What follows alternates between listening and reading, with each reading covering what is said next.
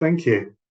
Okay, first I'd like to acknowledge and pay respects to the traditional custodians of the land on which Curtin University, where I work, is located, originally owned by the Whadjuk people of the Noongar Nation, and I acknowledge and pay respect to the elders of the land, both past and present. And I think it's really important to remember to think about this today. Tomorrow is the big vote for the voice in Parliament in Australia, where there is a chance that the Indigenous people of Australia will get to have a voice, to get a greater degree of control over their government, or at least influence. And I also think it's just poignant because we're in a world that is completely out of equilibrium in terms of armed conflict and in terms of the climate crisis. But the Indigenous people for tens of thousands of years were in equilibrium. So I think implicitly they knew a lot more about PCT than we ever will in terms of our day-to-day activity, given the level of conflict and waste. But there we go. We are where we are. Okay, so I'm going to talk about consciousness today. And I've got a certain way of approaching this, which I hope will be suitable to the audience. What I want to do first is explain to people my motivations for the paper that I wrote on this and the book chapter, which is in the Interdisciplinary PCT Handbook, came out this year. I had several motivations. The main one was to write a contemporary article that actually brings to people's awareness Bill Power's perspective of the role of consciousness in perceptual control. I would see theories of consciousness coming out week after week, month after month, being announced, because I'm interested in that area. And each time I would be thinking, actually, there's a far more functional and detailed account for a consciousness that's already there, and it needs space. It needs an article of its own. So that was one of my motivations. And the second one is that given this field on consciousness research is populated by such diverse professions, from mathematicians, philosophers, other psychologists, neuroscientists, etc., I thought that with my background, or this combination of both model building, but also a practicing psychotherapist and experimental research, I felt that I was probably in as good a position as any of these other writers, given that breadth of my own background. And I was starting to have these ideas of potential additions to what Powers originally stated. And so I wanted to share that with a wider audience as well. And I wanted to do some interesting research on some interesting phenomena that you'll see shortly. So I think hopefully by sharing my motivations, that's going to be a good way of grounding this talk. So I'm going to start with the stepping stone elements of PCT that build up to the model of consciousness. And I'm going to share Powers' model of consciousness in PCT. Then I'm going to point to a gap and explain how I've attempted to fill that gap, and then end with some of our research that we're doing and some ongoing questions that still stand. One thing I want to sort of, again, to frame this is that this theory of consciousness it's attempting to be a sort of a blueprint or a detailed architecture. It's not got any magic phrases or key elements. It's not all about controlled hallucinations or free energy. It's not, you can't sum it up in a soundbite. It's actually a sort of a multi-leveled, multi-layered model. And that actually maps onto a kind of consensus in consciousness research that there are three layers of consciousness: the kind of primary qualia layer, the secondary access consciousness, the global workspace, if you like, and this third layer around self-awareness and the use of language and symbols, etc. This talk is not going to be about the whole spectrum. I'm not going to say a lot about the fundamentals of PCT, which are pre-conscious, because you all know that. and I'm not going to say much about the propositional symbolic side of things. The talk's mainly about what's going on in the middle. And my starting point is going to be homeostasis and allostasis. Allostasis being the way that a homeostatic system can sort of change its parameters through adaptation, a bit like reorganisation. Well established in physiology. Powers coined the term intrinsic, so I'll use that from now on. Intrinsic systems are often thought to be the ones that are within the body and don't necessarily involve behaviour. But if you think about it, our breathing and our hearts are, our breathing and our heart are more tangible systems that are controlling certain variables like our blood oxygen and CO2 levels. Breathing is an interesting one because it runs automatically, but we also have voluntary control over it. But I'm going to return to also this element because breathing and heart rate have been studied in terms of their relation with cognition and with arousal and with emotional states. Breathing and heart rate are interesting because they have a frequency and they have a volume. So I think it's interesting how control can sometimes be broken down into frequency and volume of those systems at least. And there's not a lot of empirical kind of going through a load of studies in this talk, but there is an emerging evidence that certain cognitive or neuro brain rhythms are in sync with some of these longer physiological rhythms like breathing and heart rate, and that they are in some way all connected. And I'm not trying to say that in a spooky holistic sense. I think they may be connected and synchronized because that's probably the most efficient, controllable way that we can control our input, control our perception. Okay, so we'll be coming back to that. So we have these intrinsic systems.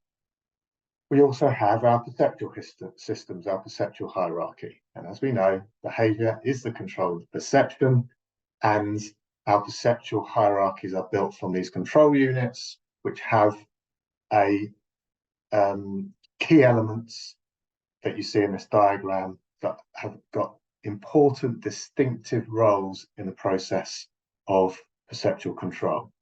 A key one of which is the input function. The input function, because that is what somehow specifies a signal, a perceptual signal that is now an analog of some controllable aspect of the environment of the self. So that input function has got to do a lot of work. It's got to convert these sensory inputs and these afferent signals into a signal that actually represents often, especially at the high levels of the hierarchy, a very abstract and complex perceptual variable. There's not huge amounts written on the input function, but Bill Powers in '79 in his articles in the Byte magazine did say a little bit more than he'd said before in terms of indicating that this input function is a combination, at the very least a summation of multiple inputs coming in from the level below, and that those are converged at the input function. What he also said, actually I'll come back to this. And then if we think about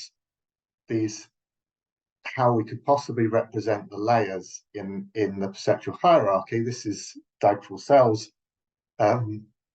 beautiful diagram that shows how complex it could be. Of course, it's actually far more complex than this. There are multiple layers. There are input functions, as you see, the little eyes, parallel in each layer and across all the layers. There are multiple modalities of inputs coming in across different senses, including internal senses. But what we also know is that the high levels in this hierarchy can affect the degree of conflict at the level below. regarding what signals they send out to the level below them. And that's the essence of method of levels. That's why it works, because you need to go to that level above to alter and change that system so that those systems are presumably reduce their conflict majority of the time.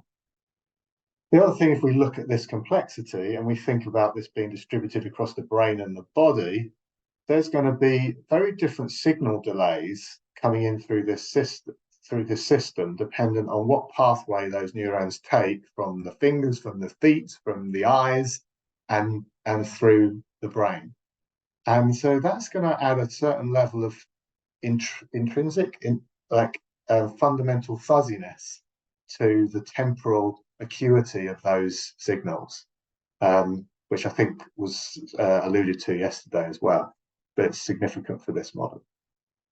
Okay, just a reminder, the diagram on the left is a bit like the one from the previous page. The diagram on the right is a bit more representative of how hierarchical these networks can be, with most likely many more of these control units on the lower level systems and getting more kind of converged as you go up, like a root and branch system. Okay, what else is another stepping stone for this theory? So Bill proposed that it's the intrinsic systems that promote the development and modification of the perceptual control systems. And when those perceptual control systems are working, they're acting against disturbances to reduce that intrinsic error.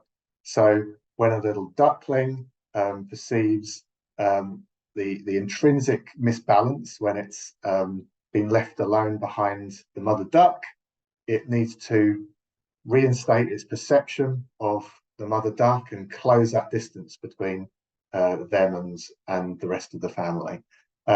So we have this capacity to learn to perceive things that make us safe and comfortable and well. And that's the main kind of process within to account for learning in PCT. A little bit more detail, what's going on? What is that development modification? It's, as we said before, it's reorganisation, the trial and error change of the parameters and functions of perceptual control units. So that will include those input functions.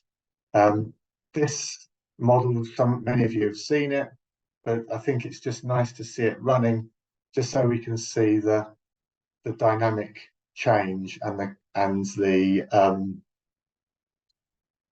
the process of learning. On that bottom left diagram is our plots of error, of root mean squared error. Bill often used this sort of overall error across the perceptual control system as a sort of a substitute for intrinsic error. But as you'll see in this model, there's a sort of accumulations of error going up and down. As the model proceeds, that error rate gradually drops. And that's because every time error increases, the parameters change slightly. In this example, it's just the gains of these 14 different control units. And they change in a random direction. And when they hit on a change that reduces error, that tumbling of reorganization stops for a while. And as the arm starts to learn to control more smoothly, that degree of change starts to reduce as the error starts to reduce. So that's reorganization. We still haven't really built in consciousness into this.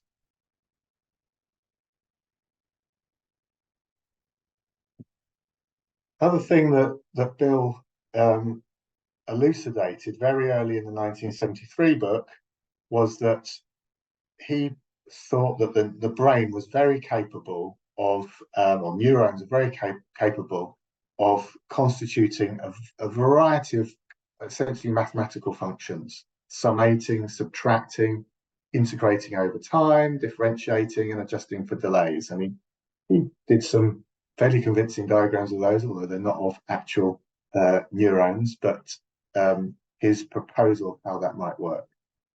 And what I propose, or I'm I think is likely is that at that convergent, at the input function, it's not just going to be a simple summation or a simple set of weightings, but some of these other mathematical elements can come into play if we truly think that neurons have this capacity.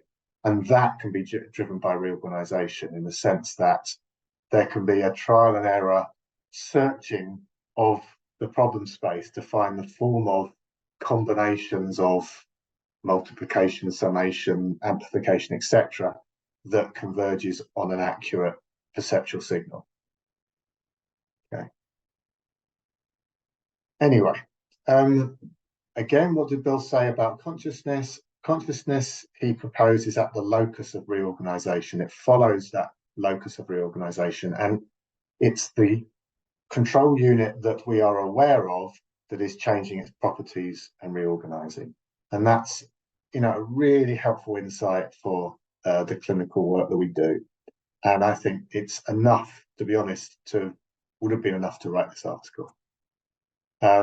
Here's a way that I reproduced Bill's diagrams from the 1973 work, just to make it clear that relationship between the intrinsic system, which is the kind of training signal, and the perceptual system on the right, with the organization altering effects being at a certain region, at a certain point of that perceptual hierarchy at any one time. Okay, all very good. What I'd like to propose at this point is that this is potentially this combination of an organism that can control its own input, that can reorganize its perception of its input to meet its survival needs, that as it's reorganizing and forming a novel input function to identify a perceptual signal now that it's never perceived before, that it can now control, for some reason, I think that's the spark of consciousness. When that happens, there's a spark of consciousness, okay? But I don't think it's the engine of consciousness. Because if we take the Bill's model directly, reorganization and therefore learning and conscious awareness would only occur when intrinsic error increases.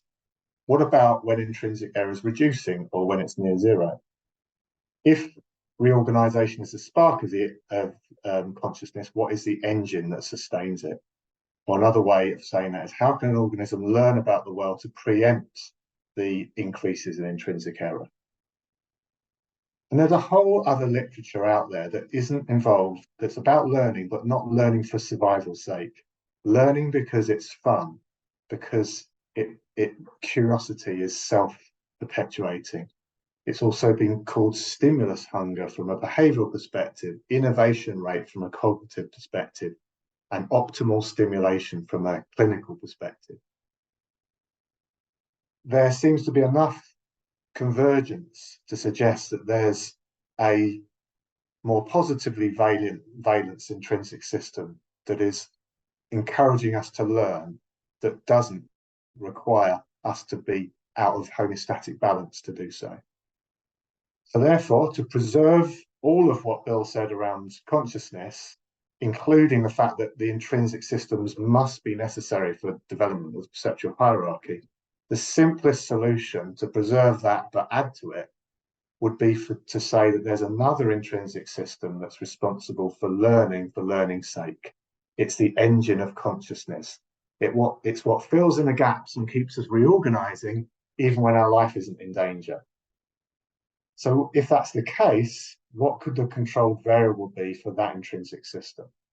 And I don't think I've got this right, but I think it's something to do with the rate at which these novel perceptual variables are specified, from the novel combination or transformation using those formulae that Bill described of lower level inputs, or put simply, the novel information integration rate. So consciousness is the continuous noticing of a unique combination of multimodal inputs. And if we don't find the unique combination of multimodal inputs, we find or create them, either through our behaviour or through changes that happen neurally. And one of my reviewers said, well, if this is true, if you look at a blank wall, shouldn't you just go unconscious? And the answer is, I just went to try it and do it. I looked at the blank wall, but I didn't see a blank wall. I saw what you're seeing here, which is a textured space in front of me. And then I started to see shapes in the textures.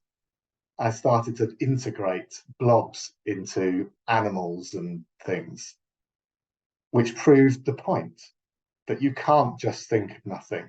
There's always something. So what happens is that our eyes move, we go somewhere more interesting, or we do art, or we pick up a magnifying glass, or we imagine or engage in mind wandering. We do all these things to try and keep that pace of novel stuff coming up at the just right level so that we can make sense of it as we go along. And my hunch is that this is a combination of the frequency at which our brains resample those inputs.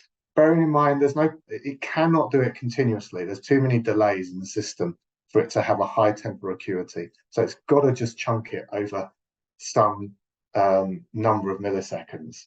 So my suggestion is there's this top-down sampling of input, and that there's a bandwidth to that input. In the same way as there's a volume of your lungs and a rate that you breathe.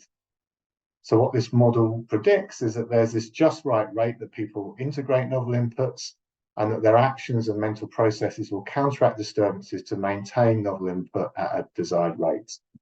So our challenge sort of research-wise is how we create an environment that would test this and that would measure that novel information integration rate. As I was saying, I think what it's going to look like is something analogous to breathing, where you can either change your volume of breath or you can change your frequency of breathing. And the same way you can either change your bandwidth of how many novel inputs you have at one point. Arguably, it's probably only maximum 4 novel inputs, which we're going to test. And then there's a certain rate at which they're resampled. And I don't think it's a coincidence that metaphor we've drawn from breathing and heart rate. So what kind of research are we doing? And this will be the topic, I'm sure, when Mike and Talzif talk on another conference about their results. But what Mike and our colleague in VR have done, Wes, is create a virtual reality environment where the only controllable perception is the complexity of the visual and auditory inputs, such that it's surrounded, and we just put someone in there and say, just do what you want, essentially. Explore it as much or as little as you want. And we find that we've already found in our qualitative work that people gravitate towards a certain region of this space. It's not too complicated and overwhelming, and not too calming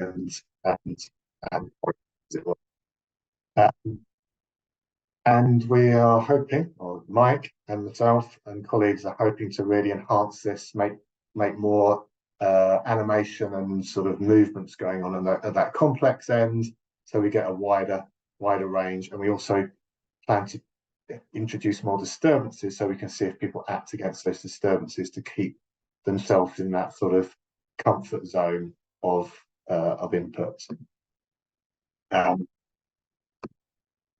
This is the work that Talzif has been doing with myself, where we're trying to measure what that bandwidth of consciousness is. I'm finding it fascinating that when people studied working memory, the way that they've had to study working memory properly is to make each chunk novel. And so we have this convergence between perceptual load, working memory, and novelty processing. And we are tweaking this paradigm so that we can see how many of these blocks a person can process momentarily and recall their separate positions. So given that each is going to be presented in a totally random location. And it's looking like, again, about 3 or 4 is the absolute maximum that people can actually keep track of. And what we want to do is really find the sweet spot there. We're not that interested in pushing people to the point where they get lots of errors. We want to know what's the sweet spot where people are like getting it right all the time, because that's their preferred pace of novel input. And then we want to build computational models of both of those tasks and see if we can tune them to individual data. We did this successfully for some tracking tasks back in Manchester with Max Parker, and so we want to do that again with this work.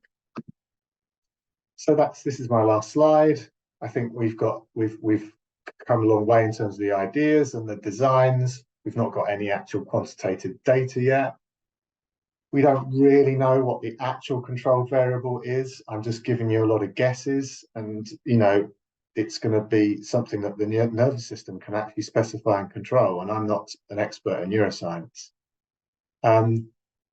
We need to actually show whether I think it's interesting anyway if people control their novel input level, but we need to show, is this actually to do with consciousness? Does it ebb and flow with people's perception of how consciously aware they are or their alertness? I think we need to contrast this model with the dominant models of consciousness, global workspace and integrated information theory. At the moment, it's a kind of an integration and an enhancement of those in my view.